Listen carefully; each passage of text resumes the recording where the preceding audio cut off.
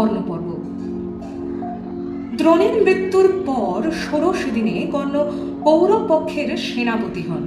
এদিন নকুল কর্ণের নিকট দ্বৈরথ যুদ্ধে পরাজিত হন। সূর্যাস্তের সময়ে কর্ণ সৈন্য প্রত্যাহার করেন। সপ্তদশ দিনে যুধিষ্ঠির এবং ভীম কর্ণকে আক্রমণ করেন, কিন্তু দ্বৈরথ যুদ্ধে উভয়েরই কর্ণের নিকট পরাজয় হয়। ভীম দুঃশাসনকে পরাজিত করেন এবং নির্মমভাবে তাকে হত্যা করেন। কর্ণ ক্ষিপ্ত হয়ে অর্জুনের সাথে যুদ্ধে লিপ্ত হন। ভীষণ যুদ্ধ হয় উভয়ের মধ্যে।